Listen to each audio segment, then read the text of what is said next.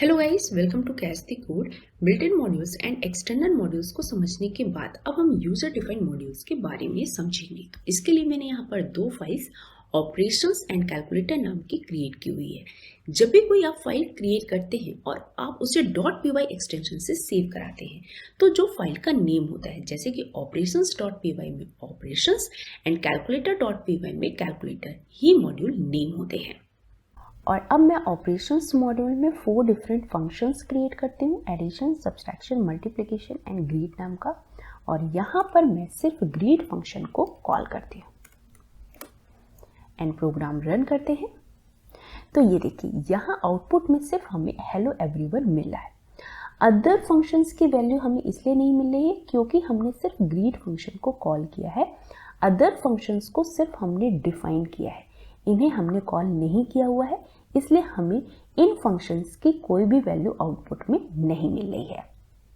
इसके बाद मैं अगर आपसे ये कहूँ कि मैं ऑपरेशंस मॉड्यूल को कैलकुलेटर मॉड्यूल में यूज़ करना चाहती हूँ, तो जब भी कभी हम एक मॉड्यूल को दूसरे मॉड्यूल में यूज़ करना चाहते हैं तो हमें उसे दूसरे मॉड्यूल में इंपोर्ट कराना होगा। मीन्स कि अगर हम ऑपरेशंस मॉड्यूल को कैलकुलेटर मॉड्यूल में यूज़ करना चाहते हैं तो हमें ऑपरेशंस मॉड्यूल को कैलकुलेटर मॉड्यूल में इंपोर्ट कराना होगा। तो हम यहाँ लिखेंगे इंपोर्ट ऑपरेशंस। और ऐसा करते ही ऑपरेशंस मॉड्यूल के अंदर जितने भी फंक्शंस हैं वो कैलकुलेटर मॉड्यूल में इंपोर्ट हो गए हैं।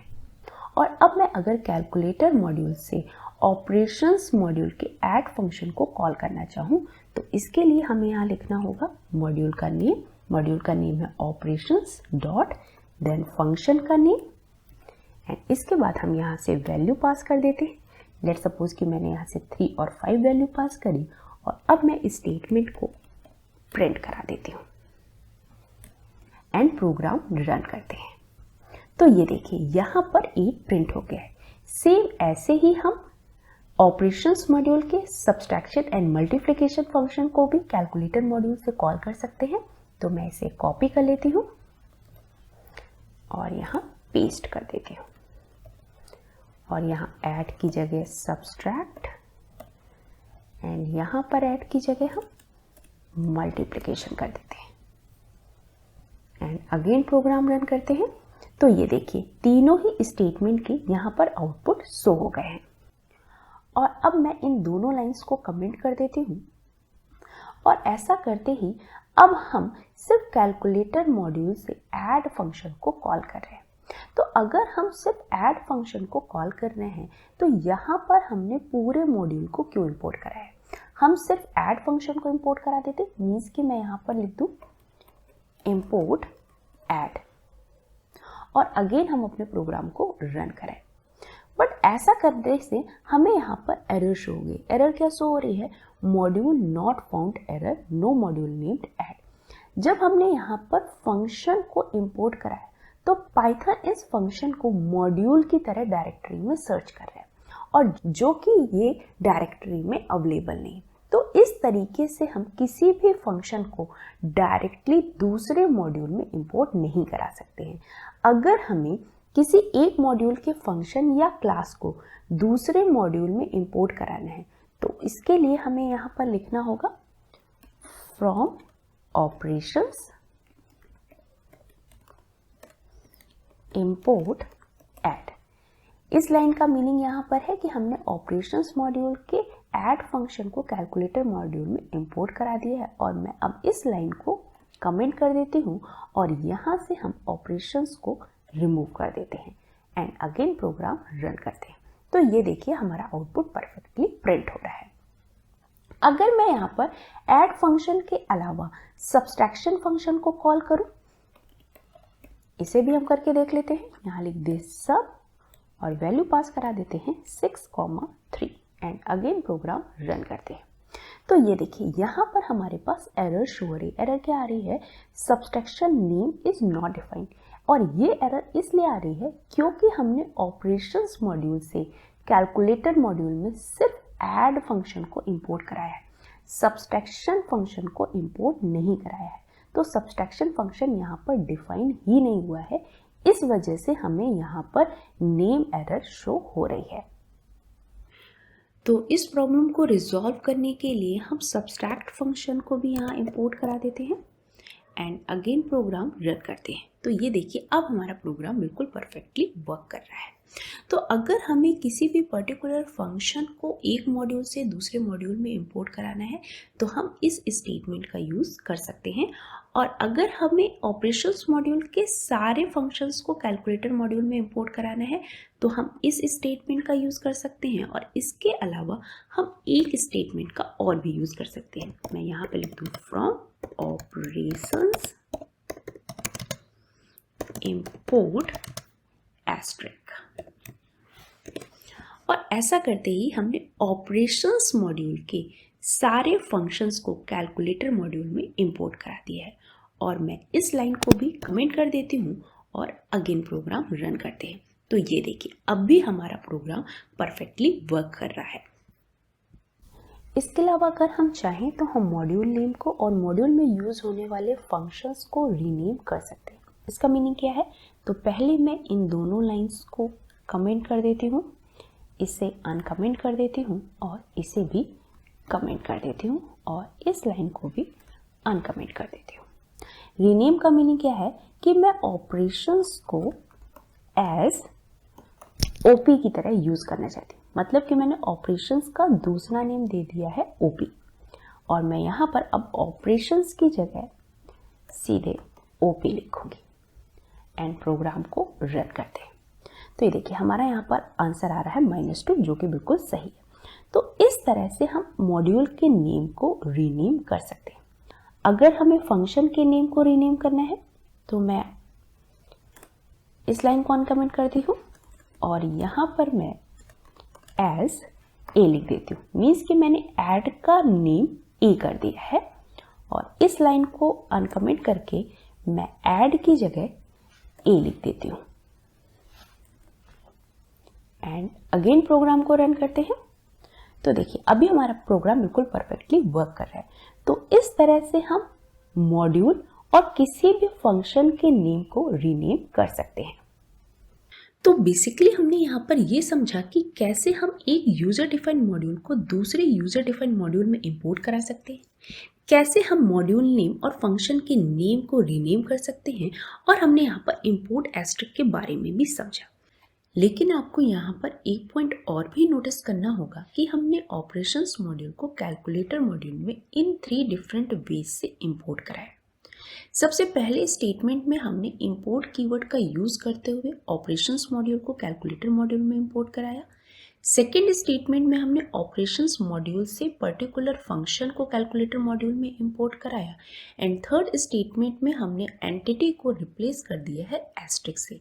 एंटिटी का मतलब ऑपरेशंस मॉड्यूल में प्रेजेंट कोई भी फंक्शन या क्लासेस होती हैं। तो इन तीनों में डिफरेंस क्या है ये हम एक एक करके समझते हैं। सबसे पहले जब हमने इंपोर्ट कीवर्ड का यूज़ करते हुए ऑपरेशंस मॉड्यूल को कैलकुलेटर मॉड्यूल में इंपोर्ट कराया तो हम ऑपरेशंस मॉड्यूल को एज अ सिंगल ऑब्जेक्ट की तरह कैलकुलेटर मॉड्यूल में इंपोर्ट करा रहे हैं। इसीलिए जब हमने ऑपरेशंस मॉड्यूल के सब्सट्रैक्ट एंड मल्टीप्लिकेशन फंक्शन को कॉल किया है तो उससे पहले हमें ऑपरेशन मॉड्यूल या उस ऑब्जेक्ट के नेम को मेंशन करना पड़ा है, जैसे कि नॉर्मली हम करते आ रहे हैं कि अगर कोई ऑब्जेक्ट किसी फंक्शन को पॉइंट करता है तो उसे कॉल करने के लिए पहले हमें ऑब्जेक्ट का नेम देन फंक्शन का नेम लिखना होता है। और ऐसा ही हमने 6th और 7th लाइन में किया हुआ है कि पहले ऑब्जेक्ट का नेम है हमारा ऑपरेशंस, देन फंक्शन का नेम जैसे कि सब्सट्रैक्ट और यहाँ पर मल्टीप्लिकेशन है। जबकि सेकेंड स्टेटमेंट में हम ऑपरेशंस मॉड्यूल से पर्टिकुलर फंक्शन एडिशन को कैलकुलेटर मॉड्यूल में इंपोर्ट करा रहे हैं। और जब हम इस तरह से पर्टिकुलर फंक्शन को इंपोर्ट कराते हैं तो उस फंक्शन को कॉल करने के लिए हमें उससे पहले ऑब्जेक्ट के नेम की नीड नहीं होती है, क्योंकि यहाँ पर हम ऑपरेशंस को कैलकुलेटर मॉड्यूल में एज अ ऑब्जेक्ट की तरह इंपोर्ट नहीं करा रहे हैं। तो इस मेथड को अगर आप यूज़ करते हो तो उससे फंक्शन को कॉल करने के लिए हमें ऑब्जेक्ट के नेम की नीड नहीं होती है, जैसा कि 4th एंड 5th लाइन में हो भी रहा है। लेकिन जब हम इस स्टेटमेंट का यूज करते हैं तो हम जिस भी फंक्शन को इंपोर्ट कराते हैं सिर्फ हम उसी फंक्शन को कॉल कर सकते हैं, दूसरे फंक्शन को जैसे कि सब्सट्रैक्ट फंक्शन को कॉल नहीं कर सकते हैं। और ऐसा मैंने आपको करके भी दिखाया था। तो अगर आपको सब्सट्रैक्ट फंक्शन को भी कॉल करना है तो यहाँ पर आपको सब्सट्रैक्ट फंक्शन को भी इंपोर्ट कराना होगा। लेकिन अगर हम परफॉर्मेंस वाइज बात करें कि इन दोनों स्टेटमेंट्स में से किसकी परफॉर्मेंस बेटर होती है, तो इन दोनों स्टेटमेंट्स में से फर्स्ट स्टेटमेंट जिसमें कि हमने सिर्फ इंपोर्ट कीवर्ड का यूज किया है उसकी परफॉर्मेंस ज़्यादा बेटर होती है देन सेकेंड स्टेटमेंट की जिसमें हमने फ्रॉम कीवर्ड का यूज किया हुआ है। और ऐसा इसलिए है क्योंकि ये स्टेटमेंट जिसमें हमने फ्रॉम कीवर्ड यूज किया है वो सारे टास्क परफॉर्म करता है जो इंपोर्ट स्टेटमेंट परफॉर्म करता है। इसके अलावा फ्रॉम स्टेटमेंट एक एक्स्ट्रा स्टेप भी परफॉर्म करता है पर्टिकुलर फंक्शन को सेलेक्ट करने का, इसलिए फ्रॉम स्टेटमेंट की परफॉर्मेंस कम होती है देन इंपोर्ट स्टेटमेंट की। इसके बाद अब हम थर्ड स्टेटमेंट के बारे में समझते हैं जहां पर हमने एंटिटी को रिप्लेस किया है सिंगल एस्टिक से। एंड इस स्टेटमेंट का मीनिंग ये है कि हम ऑपरेशंस मॉड्यूल के सारे एंटिटी को एक बार में कैलकुलेटर मॉड्यूल में इंपोर्ट करा रहे हैं। तो सेकेंड स्टेटमेंट और थर्ड स्टेटमेंट में से कौन सा स्टेटमेंट ज़्यादा कन्वीनियंट हुआ, तो थर्ड स्टेटमेंट ज़्यादा कन्वीनियंट हुआ। और ऐसा इसलिए हुआ क्योंकि अगर आपको ये नहीं पता है कि आप कैलकुलेटर मॉड्यूल में ऑपरेशंस मॉड्यूल के कौन से फंक्शन को यूज़ करना चाहते हैं तो आप थर्ड स्टेटमेंट का यूज़ कर सकते हैं क्योंकि यहाँ पर हमने एक साथ सारी एंटिटी को कैलकुलेटर मॉड्यूल में इंपोर्ट करा दिया। लेकिन अगर हम सेफ्टी वाइज बात करें कि सेकेंड एंड थर्ड स्टेटमेंट में से कौन सा स्टेटमेंट ज़्यादा सेफ है, तो सेकेंड स्टेटमेंट ज़्यादा सेफ है देन थर्ड स्टेटमेंट के। और इसे हम एक एग्जाम्पल के थ्रू समझते हैं। तो इसके लिए मैंने इन सारे स्टेटमेंट्स को कमेंट कर दिया है एंड देन हमने ऑपरेशंस मॉड्यूल से सारी एंटिटी को एक बार में इंपोर्ट करा लिया।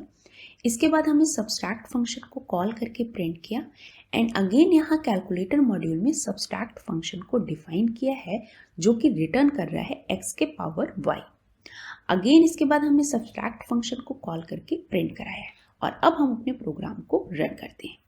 तो ये देखिए यहाँ हमें आउटपुट में इस स्टेटमेंट से मिल रहा है 3 और इस स्टेटमेंट से हमें मिल रहा है 27। तो ये हमें दो डिफरेंट आउटपुट क्यों मिल रहे हैं ये समझते हैं। तो जब हमने यहाँ से सब्सट्रैक्ट फंक्शन को कॉल किया तो ऑपरेशंस मॉड्यूल का ये सब्सट्रैक्ट फंक्शन कॉल हुआ जो कि रिटर्न कर रहा है x माइनस वाई, इसलिए हमें आउटपुट में 3 मिला।